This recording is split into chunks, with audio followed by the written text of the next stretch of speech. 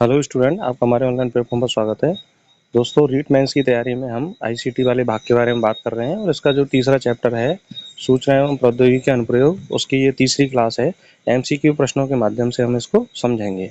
तो जो भी स्टूडेंट रीट मेंस की तैयारी कर रहे हैं इस चैनल को जरूर सब्सक्राइब करें और अदर सब्जेक्ट की हमने क्लास ले रखी है उनको जरूर देखिए। वो निश्चित रूप से आपकी तैयारी में फायदेमंद रहेंगी और आपकी तैयारी को स्ट्रॉन्ग करेंगी। और लगातार हमारे साथ जुड़े रहिए। आपको रोजाना क्वेश्चन प्रैक्टिस के माध्यम से सब्जेक्ट को क्लियर कराया जाता है और ये सीरीज लगातार चलती आ रही है और इसी तरह से आपको मिलती रहेगी और आपकी तैयारी को स्ट्रॉन्ग करेगी। तो चलिए बिना समय गवाए हम आज के चैप्टर की शुरुआत करते हैं। चैप्टर का नाम है सूचना प्रौद्योगिकी के अनुप्रयोग, आईसीटी के अनुप्रयोग।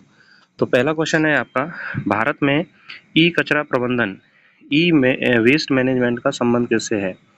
ऑप्शन 1 है आईसीटी उपकरणों का निपटान, ऑप्शन 2 है कृषि उत्पादन, ऑप्शन 3 है विद्यालय प्रबंधन और ऑप्शन डी है आपका शिक्षक प्रशिक्षण। तो देखिए, ई कचरा ई वेस्ट मैनेजमेंट का संबंध होता है कि जो आईटीसी से संबंधित उपकरण है, चाहे वो कंप्यूटर का कोई वेस्ट है या मोबाइल का कोई वेस्ट है या लैपटॉप का है या टैबलेट का है, तो उनको निपटान का जो है ई वेस्ट मैनेजमेंट कहा जाता है। तो आईसी उपकरणों का निपटान जो है उसे हम क्या बोलते हैं?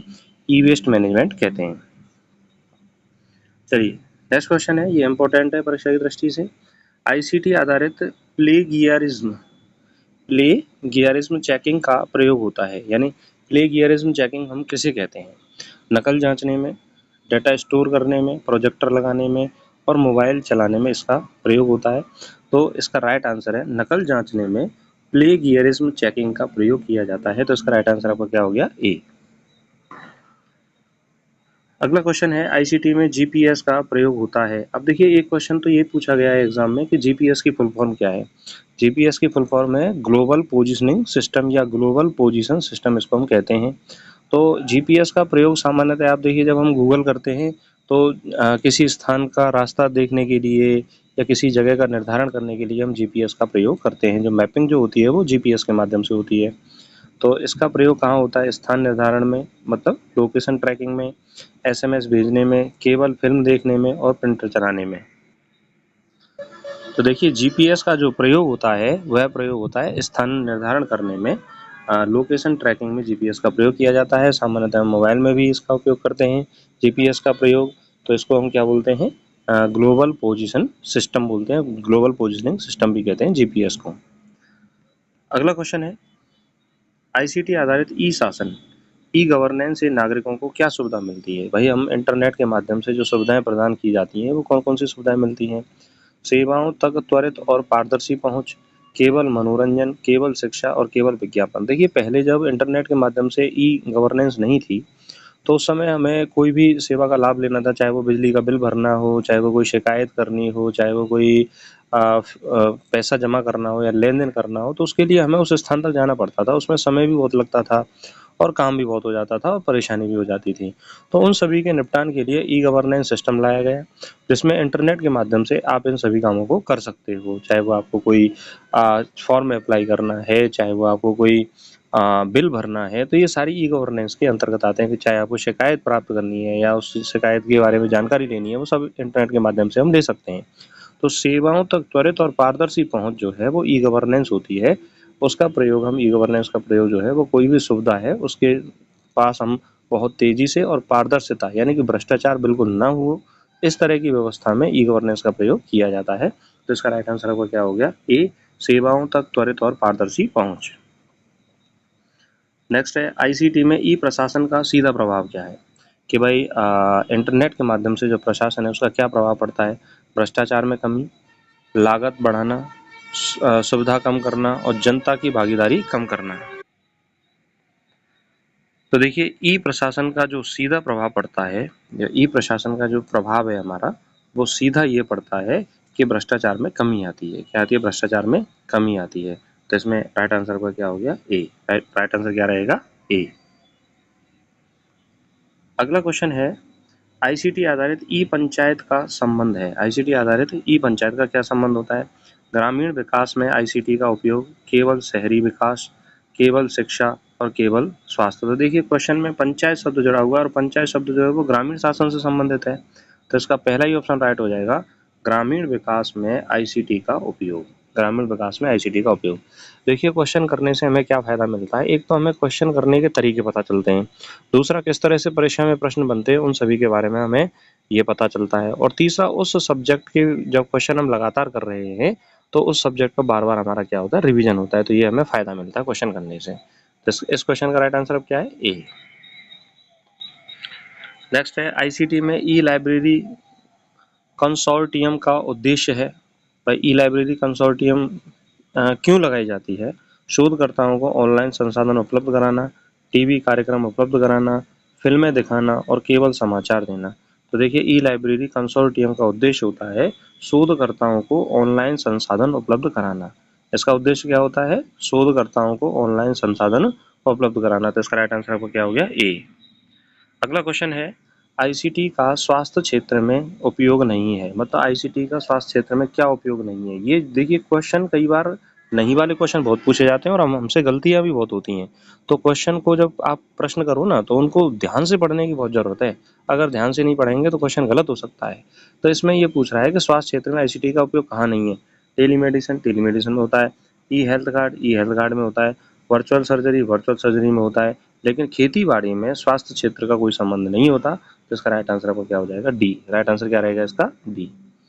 अगला क्वेश्चन है आईसीटी का प्रयोग वर्चुअल क्लासरूम में किसके लिए होता है? कोई वर्चुअल क्लासरूम हम ले रहे हैं। अब जैसे देखिए मैं जो ऑनलाइन क्लास ले रहा हूँ ना, और कोई भी स्टूडेंट जो इस क्लास को देखेगा वो वर्चुअल क्लासरूम का ही अनुभव करेगा। मतलब आभासी क्लासरूम है उसके लिए, वास्तविक क्लासरूम नहीं है, क्योंकि वह अपने लैपटॉप पे या टैबलेट पे या आपके टीवी पे वो देखेगा या अपने मोबाइल पे देखेगा। तो वो वर्चुअल क्लासरूम होगा। उसका प्रयोग जो है वो किस लिए करते हैं? दूरस्थ शिक्षा प्रदान करने के लिए, केवल खेल खेलने हेतु, केवल विज्ञापन हेतु और समाचार सुनने हेतु। तो देखिए क्लासरूम का प्रयोग जो है वो शिक्षा प्रदान करने के लिए होता है, और वर्चुअल क्लासरूम का प्रयोग जो होगा वो दूरस्थ शिक्षा प्रदान करने के लिए होता है। तो इसका राइट आंसर आपका क्या हो जाएगा, ए। राइट आंसर क्या रहेगा इसका, ए। नेक्स्ट क्वेश्चन है आईसीटी में आर्टिफिशियल इंटेलिजेंस ट्यूटर का उपयोग किसके लिए होता है? भाई एआई जो ट्यूटर होता है उसका प्रयोग हम आईसीटी में किसके लिए करते हैं? विद्यार्थियों को व्यक्तिगत रूप से मार्गदर्शन हेतु, केवल मोबाइल गेम खेलने हेतु, और केवल टीवी शो हेतु, और केवल परीक्षा रद्द करने हेतु। तो देखिए विद्यार्थियों को व्यक्तिगत रूप से मार्गदर्शन देने हेतु आर्टिफिशियल इंटेलिजेंस ट्यूटर का प्रयोग किया जाता है। तो इसमें राइट आंसर आपका क्या हो गया, ए। अगला क्वेश्चन है भारत सरकार का राष्ट्रीय डिजिटल लाइब्रेरी एनडीएलआई किससे संबंधित है? ऑनलाइन ज्ञान संसाधन से, मोबाइल गेम से, कृषि उत्पादन से और ई बैंकिंग से।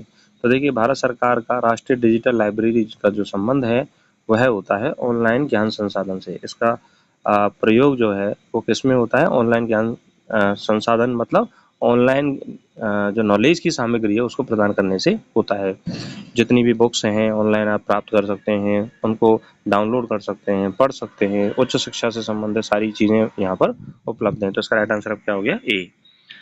अगला क्वेश्चन है आईसीटी आधारित ई बिजनेस का लाभ क्या है? व्यापार में लागत कम होना, पारदर्शिता, त्वरित लेन देन, उपरोक्त सभी। तो देखिए ई बिजनेस मतलब इंटरनेट के माध्यम से बिजनेस, जिसमें व्यापार से लागत कम होती है, पारदर्शिता भी होती है और त्वरित लेन देन भी होता है। तो इसका राइट आंसर आपको क्या हो जाएगा, डी।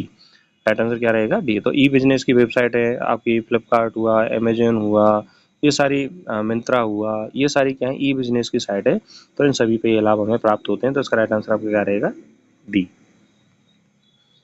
अगला क्वेश्चन है आईसीटी का प्रयोग स्वचालित परीक्षा मूल्यांकन में होता है ओएमआर सीट स्कैनिंग द्वारा, केवल मौखिक प्रश्नों द्वारा, केवल हाथ से जांचने द्वारा और केवल समूह चर्चा द्वारा। तो देखिए स्वचालित परीक्षा मूल्यांकन मतलब कि ओएमआर सीट को किसी मशीन में एंटर किया और उसने अपने आप चेकिंग कर दी। तो इसमें क्या होगा, ओएमआर सीट स्कैनिंग द्वारा मूल्यांकन किया जाता है। तो इसमें राइट आंसर क्या रहेगा आपका, ए।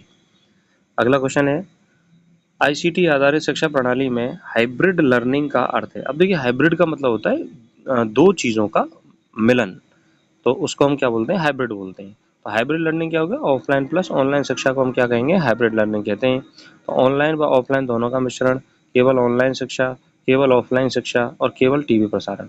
तो हाइब्रिड लर्निंग का मतलब हो गया ऑनलाइन व ऑफलाइन दोनों शिक्षाओं का मिश्रण। तो इसका राइट आंसर आपका क्या रहेगा, ए। अगला क्वेश्चन है आईसीटी में ई टिकटिंग का अर्थ क्या होता है? आईसीटी में ई टिकटिंग किसे कहते हैं? इंटरनेट से टिकट बुकिंग करना, केवल एसएमएस भेजना, केवल टीवी देखना, केवल किताब खरीदना। तो देखिए आईसीटी में ई टिकटिंग का जो अर्थ होता है वह होता है इंटरनेट से टिकट बुक करना। तो इसका राइट आंसर आपका क्या रहेगा? ए। राइट आंसर क्या होगा? ए। अगला क्वेश्चन है आईसीटी आधारित ई कोर्ट का उद्देश्य है। आईसीटी आधारित ई कोर्ट का क्या उद्देश्य होता है? न्यायालय में तकनीक का उपयोग, केवल शिक्षा, केवल बैंकिंग, केवल विज्ञापन। तो न्यायालय में तकनीक का जो उपयोग है उसे हम क्या बोलते हैं? ई कोर्ट बोलते हैं। क्या बोलते हैं उसको? ई कोर्ट। तो इसका राइट आंसर क्या है आपका? ए। अगला क्वेश्चन है आईसीटी में सिम्युलेशन तकनीक का प्रयोग होता है। व्यावहारिक अनुभव देने हेतु, केवल एसएमएस भेजने हेतु, केवल फिल्म देखने हेतु, केवल ऑडियो सुनने हेतु। तो देखिए सिम्युलेशन जो तकनीक है उसका जो प्रयोग होता है वो व्यावहारिक अनुभव देने हेतु होता है। तो इसका राइट आंसर आपका क्या रहेगा? ए। राइट आंसर क्या होगा इसका? ए। अगला क्वेश्चन है आईसीटी का शिक्षा में सीमित उपयोग किस कारण से होता है? भाई आईसीटी का जो शिक्षा में सीमित उपयोग हो रहा है वो किस कारण से हो रहा है? डिजिटल विभाजन, बिल्कुल सही है। इंटरनेट की कमी, बिल्कुल सही है। शिक्षक प्रशिक्षण की कमी, बिल्कुल सही है, उससे भी सीमित उपयोग होता है। भाई आईसीटी का हम शिक्षा में सीमित उपयोग क्यों कर पा रहे हैं? क्योंकि डिजिटल विभाजन हो गया। इंटरनेट की कमी, कहीं इंटरनेट नहीं आ रहा है तो वहाँ पर भी आईसीटी का प्रयोग नहीं होता है। और शिक्षक यदि प्रशिक्षित नहीं है तो भी वह आईसीटी का प्रयोग नहीं कर पाते। तो इसका राइट आंसर क्या हो गया? उपरोक्त सभी। राइट आंसर क्या रहेगा इसका? उपरोक्त सभी, डी। अगला क्वेश्चन है आईसीटी में ई पेमेंट का अर्थ है। आईसीटी में ई पेमेंट का अर्थ क्या है? इंटरनेट द्वारा भुगतान प्रणाली। ई शब्द जहाँ आ गया मतलब इंटरनेट के माध्यम से कोई भी प्रक्रिया हो रही है। केवल खेल प्रणाली, केवल एसएमएस प्रणाली, केवल परीक्षा प्रणाली। तो ई पेमेंट का अर्थ होता है इंटरनेट द्वारा भुगतान प्रणाली। इंटरनेट द्वारा भुगतान प्रणाली। तो इसका राइट आंसर आपका क्या हो गया? ए। अगला क्वेश्चन है आईसीटी आधारित डिजी लॉकर का प्रयोग होता है। अब देखिए डिजी लॉकर का प्रयोग खूब किया जाता है वर्तमान में, और आपको कोई डॉक्यूमेंट साथ में ले जाने की जरूरत नहीं है। डिजी लॉकर जो है वो सरकार द्वारा मान्यता प्राप्त भी है। आप किसी भी डॉक्यूमेंट को उसमें सेव रख सकते हो। प्रमाण पत्रों दस्तावेजों को ऑनलाइन सुरक्षित रखने हेतु, केवल किताब पढ़ने हेतु, केवल फिल्म देखने हेतु, केवल एसएमएस भेजने हेतु। तो प्रमाण पत्रों और दस्तावेजों को ऑनलाइन सुरक्षित रखने हेतु डिजी लॉकर का प्रयोग किया जाता है। तो इसका राइट आंसर आपका क्या हो गया? ए। राइट आंसर आपका क्या हो गया? ए। तो इस तरह से डिजी लॉकर का हम प्रयोग करते हैं। तो दोस्तों हमने 20 क्वेश्चन के माध्यम से इस चैप्टर को समझा, और ये आपकी तीसरी क्लास है। इससे पहले मैंने 2 क्लास लिए हैं, तो उन क्लासेस को आप ज़रूर देखिए। अगर उन क्लासेस को देखोगे तो आप धीरे धीरे आप समझ में आएगा आपको, क्योंकि क्वेश्चन जो है वो स्टार्टिंग से सरल हैं, थोड़े बहुत उससे मीडियम आएंगे, फिर हार्ड लेवल के क्वेश्चन आपको करने को मिलेंगे। परीक्षा में किस तरह के प्रश्न आ जाए हम ये निर्धारित नहीं कर सकते कि पेपर में प्रश्न किस तरह का आएगा, तो सभी तरह की तैयारी हमें करनी होगी। तो उन क्लासेस को देखना जरूरी है। और अदर सब्जेक्ट की क्लास हैं, हमने कई सारी सब्जेक्ट की क्लास जो हैं वो फिनिश की हुई हैं, तो उन क्लासेस को आप ज़रूर देखिए, आपकी तैयारी को स्ट्रॉन्ग करेंगी। और जो भी स्टूडेंट आईसीटी की तैयारी कर रहे हैं, रीट मेंस की तैयारी कर रहे हैं, वो इस चैनल को जरूर सब्सक्राइब करें। और आपको ये क्लास कैसी लग रही है कमेंट करके हमें ज़रूर बताएं। अगर आपकी कोई क्वेरी है तो हमें कमेंट कर सकते हो, तो कमेंट के माध्यम से हमारा और आपका कम्युनिकेशन बना रहेगा। और इसी के साथ अपनी तैयारी को स्ट्रॉन्ग करते रहे और हमारे साथ जुड़े रहिए। नमस्कार, धन्यवाद।